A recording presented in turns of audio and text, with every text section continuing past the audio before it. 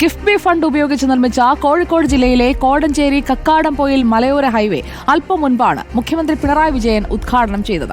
Highway നിർമ്മാണത്തിൽ സംസ്ഥാന സർക്കാരിന് കോടികളുടെ സാമ്പത്തിക നഷ്ടമെന്നാണ് ആരോപണം. DPR പ്രകാരമുള്ള 34 കിലോമീറ്റർ റോഡിൽ 7 കിലോമീറ്റർ നിർമ്മിക്കാതെ നേരത്തെ വിവിധ കാരണങ്ങളാൽ ഉപേക്ഷിച്ച ആനക്കല്ലുംപാറ താഴെ കക്കാടംപൊയിൽ റോഡ് ഉൾപ്പെടുത്തിയെന്നാണ് ആക്ഷേപം. AK അഭിലാഷ് തയ്യാറാക്കിയ റിപ്പോർട്ട്. ഇന്ന് മുഖ്യമന്ത്രി പിണറായി വിജയൻ ഉദ്ഘാടനം ചെയ്യുന്ന കോടഞ്ചേരി കക്കാടംപൊയിൽ മലയോര ഹൈവേയിലാണ് ഞാനുള്ളത്. വിനോദസഞ്ചാര മേഖലയിൽ കുതിപ്പ് പകരുന്നതും മലയോര ജനങ്ങൾക്ക് ഏറ്റവും ആശ്വാസകരമായ ഒരു പദ്ധതിയാണിത്. പക്ഷേ ഈ പദ്ധതിയുമായി ബന്ധപ്പെട്ട് 34 കിലോമീറ്ററിലേറെ വരുന്ന ഈ റോഡ് 7 കിലോമീറ്റർ നിർമ്മാണം പൂർത്തീകരിച്ചിട്ടില്ല എന്നുള്ളതാണ് ഉയർന്നു വരുന്ന ഒരു പരാതി. കാരണം ഞാനിപ്പോഴുള്ളത് അകമ്പുഴ ജംഗ്ഷനിലാണുള്ളത്. ഈ റോഡിൽ നിന്ന് ഇതിൻ്റെ ഈ വരച്ചിരിക്കുന്ന ഈ വെള്ള വരയുണ്ട്.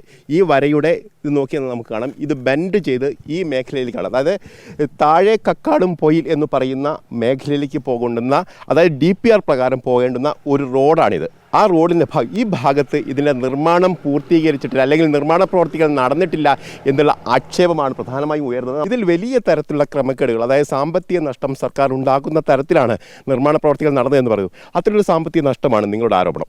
അതെ, ഇതിൽ ആനക്കല്ലുംപാറ അകമ്പുഴ താഴെ കക്കാടംപൊയിൽ വരെയുള്ള റോഡ് ഫ്രഷ് റോഡായതുകൊണ്ട് അതിന് 7 കോടിയിൽ കൂടുതലാണ് പെർ കിലോമീറ്ററിന് വകയിരുത്തിയിട്ടുള്ളത്. എന്നാൽ ആ റോഡ് ചെയ്യാതിരിക്കുമ്പോൾ തന്നെ 50 കോടിയിൽ കൂടുതൽ രൂപയുടെ പ്രവൃത്തി നടന്നിട്ടില്ല.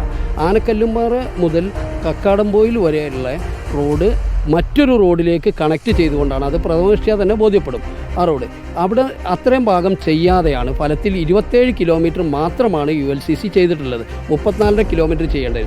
എന്നാൽ ഇതിന് 144 കിലോമീറ്ററിൽ 7 കിലോമീറ്ററിന് ഫണ്ട് കുറയ്ക്കേണ്ടതിന് പകരം ക്രമാതീതമായി ആദ്യം 178 കോടിയും പിന്നീട് 198 കോടിയും ആക്കിയിട്ട് ഉയർത്തുകയും ഒഴിവാക്കിയ റോഡിന് അഡീഷണലായിട്ട് 26 കോടി വകയിരുത്തുകയും ചെയ്തപ്പോൾ ഫലത്തിൽ 144 കോടി രൂപേൻ്റെ കരാറ് കൊണ്ട് പൂർത്തിയാവേണ്ട റോഡ് 225ഓളം കോടി രൂപയിലേക്ക് കടക്കുകയാണ് ചെയ്തത്. ഇതിൽ ഏകദേശം 75 കോടി രൂപേൻ്റെ അഴിമതിയാണ് നടന്നിട്ടുള്ളത്.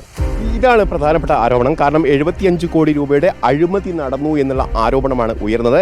നേരത്തെ പദ്ധതിയുടെ ഭാഗമായി വിനിയോഗിച്ചിരുന്ന ഫണ്ട്, അല്ലെങ്കിൽ ഉൾപ്പെടുത്തിയിരുന്ന ഫണ്ട് ഈ എസ്റ്റിമേറ്റിൽ നിന്ന് ഒഴിവാക്കിയിട്ടില്ല, അത് അഴിമതിയുടെ ഭാഗമാണ് എന്നുള്ള ആരോപണമാണ് ഇവരുടെ ഭാഗത്തും ഏതായാലും ഉയരുകയും ചെയ്തത്.